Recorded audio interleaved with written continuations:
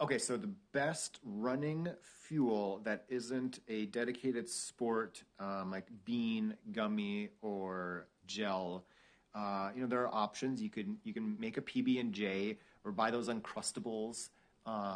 Dates and dried apricots work well. Some people will boil or microwave those little potatoes and carry those with. Um, you can do maple syrup can work as a more natural, natural type of gel. You can buy a reusable running flask. It holds 300 calories of maple syrup. Pretty easy. You can make your own sports drink with maltodextrin and table sugar with a little bit of salt and some lemon juice. Um, what else? Gosh, pretty much anything. Lara bars I've used that work really well, and they're just dates and nuts and stuff too. There you go. Okay, good one. So speed work during a taper or not. Um, my go-to is if you are doing speed work and training, you should do speed work up until like Tuesday or Wednesday before a weekend race. And it might be something like, I don't know, before Boston, I did 5 times like 3 minutes at marathon pace or something. So speed work. Before a 5K, I would do something like 5 by 2 minutes at 5K, 10K pace. Nothing crazy, but you don't want to just like sit around and eat donuts all week during your taper. I think running too easy during a taper just leads to flattened legs. Now, you don't want to overdo it as well, but I think that if you've been doing speed work, doing some race pace stuff, tapering is a good idea. All right, so when I have a runner come to me for coaching, I usually do two things with almost every runner, regardless of their running history, their ability levels, etc. That's get them doing strength work and slow them down. Slowing down, you can do it in any number of manner. A few ways are with heart rate. You could do 180 minus your age to have kind of a max aerobic function. And with that, you can maybe set your GPS heart rate monitor to ding whenever you get to 150 beats per minute, for example, if you're 30. And another way could be to run with your mouth closed, nasal breathing to kind of force you to slow down. Setting a pace alert on your watch can also be a way to do that. And gosh, what else? The talk test is a good one. A joke. Can you recite Shakespeare in its original Klingon without trouble? So the road camber can be kind of an annoyance. I agree. For my easy runs, when I just go out and I'm just jogging, I don't really care about the pacing.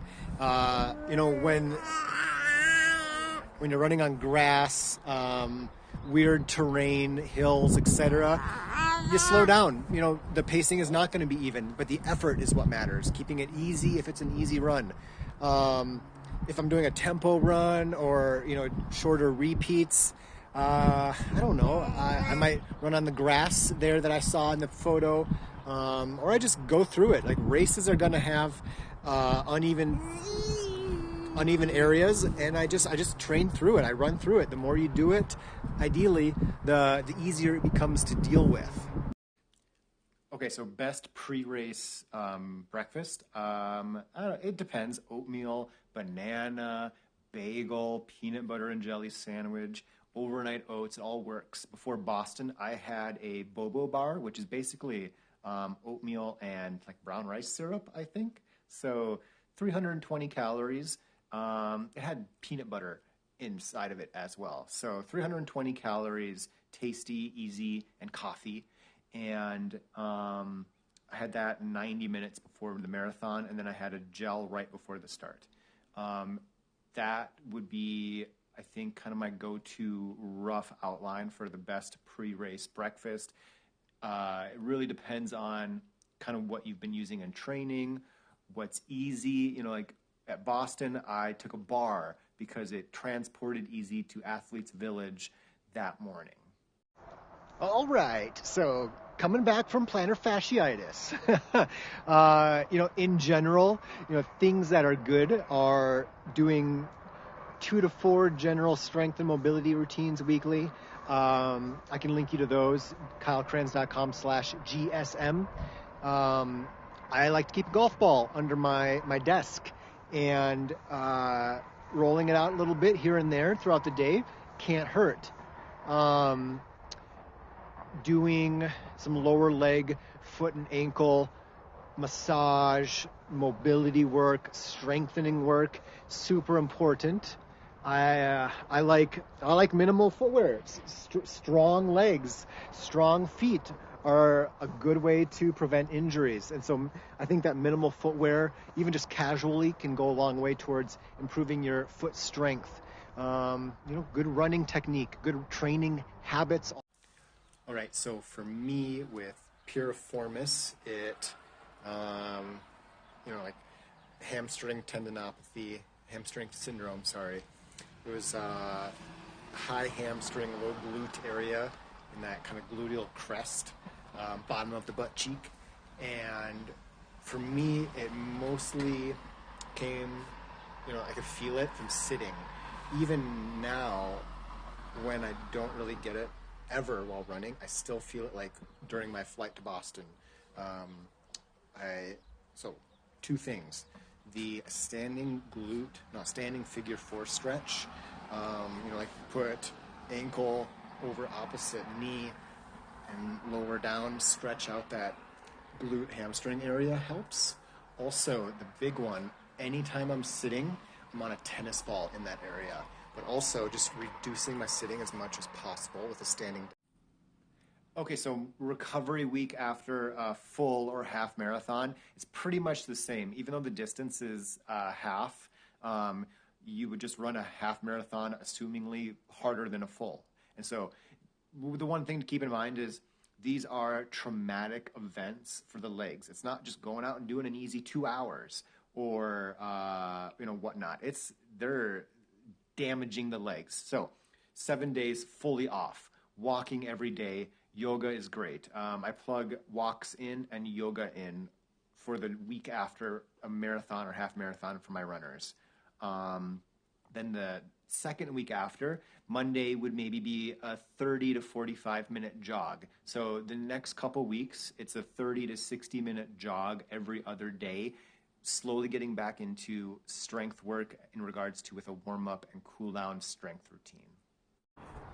So side stitches are, it's tricky. They're not cramps in general, especially kind of stomach cord cramps, are definitely not caused by electrolyte imbalances. And I don't think you're running, far enough during these runs that you're going to come up with electrolyte problems, dehydration issues, unless you're going out for 2-3+ hours at a time. It's more likely just cramping is a protective mechanism of the muscles, and so you do a core workout, you get cramps because the muscles are fatigued, and it's a protective mechanism. That's why legs often cramp, because they're overloaded or overstretched, and so they're cramping to limit the use. So really, dialing it back, running easy is going to be the way to go. So one thought about losing your mojo is hire a coach like me. I hear it all the time from my runners, how, especially ones that have rehired me or hired me for the first time when something's not feeling quite right, is it just feels good to have something new, change something, have somebody with expectations of you, holding you accountable, motivating you to do some new fun things. So if that sounds like your jam, check out my website and send me a DM. Okay, so beetroot juice for running, yes or no? No. Go with real beets. Just buy 6 or 7 beets of, depending on the size, not the little guys, but not like the softball size ones either. Just have one a day. If you get a softball size one, cut it up. Just bake them all at once and just have a beet a day. And performance-wise, it may or may not help, but it can't hurt. And there's nothing wrong with having a little bit of extra vegetable in your day. So I'm not such a fan of the juice due to cost and whatnot, but just get the whole beets and just eat them. They're just good for you. And if they help your performance with running, cool. But if not, you're just getting more veggies in.